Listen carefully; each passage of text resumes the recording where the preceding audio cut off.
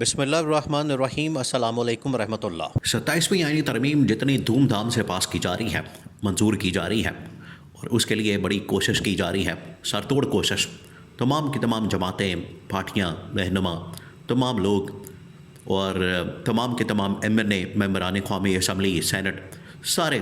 یعنی ایک ہی کام پہ لگے ہوئے ہیں۔ آج لگتا ہے پاکستان کے اندر مسئلہ کوئی ہے ہی نہیں۔ پاکستان کے اندر نہ مہنگائی مسئلہ ہے، پاکستان کے اندر نہ بے روزگاری مسئلہ ہے، پاکستان کے اندر نہ دہشت گردی مسئلہ ہے، پاکستان کے اندر نہ سیاسی معاشی عدم استحکام مسئلہ ہے۔ آج لگتا ہے کہ پاکستان کو صرف ایک ہی مسئلہ درپیش ہے، اور وہ ہے ترمیم۔ یعنی ہر بندہ ہی ترمیم کے پیچھے پڑا ہوا ہے کہ ترمیم ہو جائے، ترمیم یہ ہو جائے، ترمیم وہ ہو جائے، ترمیم آئینی ہے، ترمیم قانونی ہے، ترمیم اسلامی ہے، ترمیم شرعی ہے۔ یعنی اس کے اوپر بحث ہو رہی ہے پورے پاکستان کے اندر، لیکن ان کو پتہ نہیں ہے کہ 27ویں آئینی ترمیم کو باقاعدہ طور پر اب چیلنج کر دیا گیا۔ اور چیلنج بھی کس نے کیا؟ چیلنج کیا ہے سابق چیف جسٹس جواد ایس خواجہ نے۔ چلے، کسی نے تو تھوڑی بہت ہمت کی، کسی نے تو شرم دلانے کی کوشش کی، کسی کو تو اس چیز کا بھرم، کسی کو تو درد اٹھا، کسی کو تو تکلیف ہوئی، کسی کو تو احساس ہوا۔ حالانکہ اس کے اوپر دو سٹنگ ججز کی جانب سے، دو سٹنگ ججز، چلے انہوں نے بھی ہمت کر لی، بڑی بات ہے، ان کو بھی داد دینی چاہیے، ان کو بھی اس حوالے سے، لیکن ان سے یہ ڈیمانڈ کی جا رہی ہے، ان کو یہ کہا جا رہا ہے، ان سے یہ مطالبہ کیا جا رہا ہے، ان کے سامنے یہ معاملہ رکھا جا رہا ہے کہ صرف خطوں کی حد تک معاملہ نہیں چلے گا، خطوں سے یہ مسئلہ نہیں حل ہونے والا۔ اب آپ کو بھی آگے آنا پڑے گا، آپ کو بھی لیڈ کرنا پڑے گا، آپ کو بھی میدان عمل کے اندر یعنی پریکٹیکلی آپ کو کچھ کرنا پڑے گا۔ پہلے آ جائے یہ جو سابق چیف جسٹس جواد ایس خواجہ کی جانب سے 27ویں آئینی ترمیم کو چیلنج کیا گیا، یہ بھی ایک مذاق کیا گیا ہے، کیونکہ پاکستان میں آپ کو پتہ ہے کہ آج کل صرف مذاق ہو رہا ہے۔ پاکستان میں آئین کے ساتھ، قانون کے ساتھ، پاکستانی عوام کے ساتھ، ملک کے ساتھ، ریاست کے ساتھ مذاق ہو رہا ہے۔ تو یہ بھی ایک لگتا ہے کہ مذاق کے اندر ایک پٹیشن ڈال دی گئی ہے سپریم کورٹ پاکستان میں، ہونا کچھ نہیں، یہ پہلے ہی آپ کو بتا دیں۔ لیکن یہ جو ترمیم کو چیلنج کیا گیا، کم از کم کسی نے ہمت کی، اور ایک بہت بڑی ڈیولپمنٹ ہوئی، اپنے آپ میں تو ایک بہت بڑی ڈیولپمنٹ ہے۔ اب ہوا کیا؟ ہوا یہ ہے کہ سابق چیف جسٹس جواد ایس خواجہ، ان کا ٹریک ریکارڈ ہے ویسے کہ انہوں نے جب بھی آئین کے اوپر حملہ ہوا ہے، سپریم کورٹ کے اوپر حملہ ہوا ہے، عدلیہ کے اوپر حملہ ہوا ہے، نظام کے اوپر حملہ ہوا ہے، تو انہوں نے ہمیشہ اس کی مخالفت کی، ہمیشہ یہ حق اور سچ کے ساتھ کھڑے ہوئے، انہوں نے ہمیشہ آئین اور قانون کی حکمرانی کی بات کی، اور اس کو باقاعدہ طور پر رجسٹر کیا، یعنی کہ عدلیہ کے اندر گئے۔ اب اس سے پہلے 26ویں آئینی ترمیم کو جو چیلنج کیا گیا تھا، وہ تو عمران خان اور PTI نے کیا تھا، وہ تو کسی اور کے اندر اتنی ہمت نہیں ہوئی۔ حالانکہ وکلاء کو، صحافیوں کو، پھر اس کے بعد سب سے بڑھ کر ججز کو بذات خود اس ترمیم کے خلاف جانا چاہیے، نہ صرف 26ویں بلکہ 27ویں، کیونکہ اس کے اندر ایسی ترامیم ڈال دی گئی ہے، ایسی ترامیم شامل کر دی گئی ہے، جس کی وجہ سے پاکستان میں 2-4 لوگوں کے علاوہ کوئی بھی اب بچے گا نہیں، محفوظ نہیں رہے گا، کیونکہ 2-4 لوگوں کو تو زندگی بھر کے لیے ایک NRO، لائف ٹائم NRO ان کو مل گیا، جو ان کا مقصد تھا وہ تو حاصل کر لیا۔ اب یہ 2-4 لوگوں کے علاوہ پورا کا پورا پاکستان جو ہے وہ بیچارہ اسٹیک پہ لگ گیا۔ اب جواد ایس خواجہ کی جانب سے اس پٹیشن کو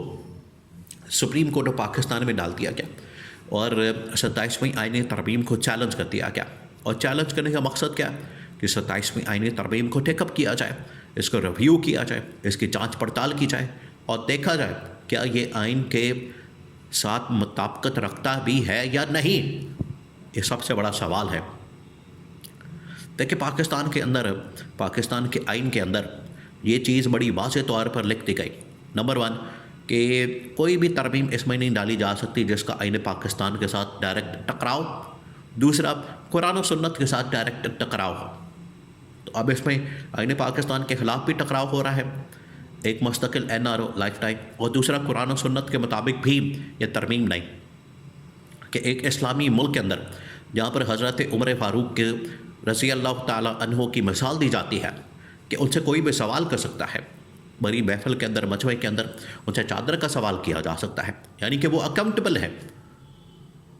ان سے سوال کیا جا سکتا ہے، وہ جواب دہ ہیں اپنی عوام کو، خلیفہ دوم ہونے کے باوجود، امیر المومنین ہونے کے باوجود۔ تو یہ کس قید کی مولی ہے؟ کیا ان سے سوال نہیں کیا جا سکتا؟ کیا یہ احتساب ان کا نہیں ہو سکتا؟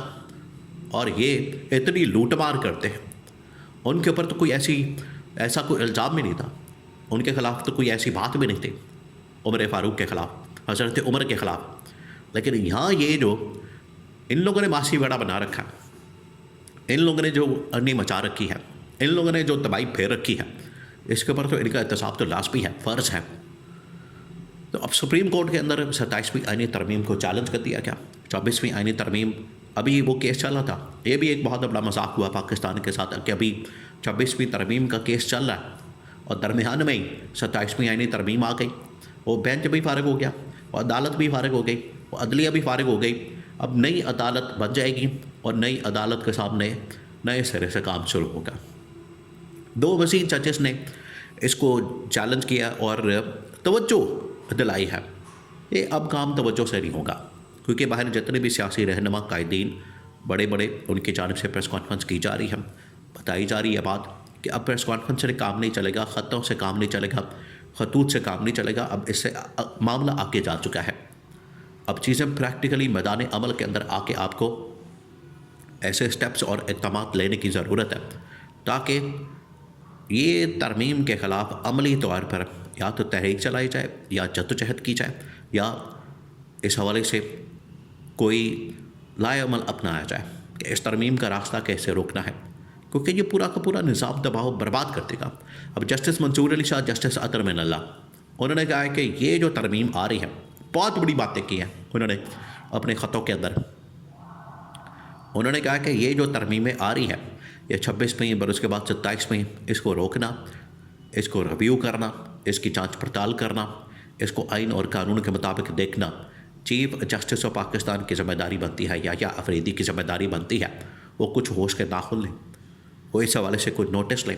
وہ اس حوالے سے کوئی کام کرے، اس حوالے سے کوئی نوٹس لیں، لیکن کوئی نہیں، اس کے اوپر کسی کے سر پر جوں تک نہیں ریک رہی، سب چوں کے توں پڑے ہیں، صورتحال ایسی ہی چلتی رہے گی۔ اگر ایسی ہی چلتی رہے گی تو پھر ملک نہیں چلے گا۔ یہ اب 2 ججز اور سابق چیف جسٹس، انہوں نے اصل میں PTI عمران خان اور پاکستانی عوام کا مقدمہ لوگوں کے سامنے رکھ دیا، ان حکمرانوں کے سامنے اور حکمرانوں کے لائے ہوئے ججز کے سامنے رکھ دیا ہے۔ انہوں نے کم از کم اپنا حق ادا کر دیا ہے کہ یہ وہ اصلیت ہے، یہ وہ حقیقت ہے، یہ وہ ریالٹی ہے، تو اس کے مطابق ہمیں چلنا ہے، ورنہ پھر نظام کی تباہی کی ذمہ داری سب کے اوپر آئے گی۔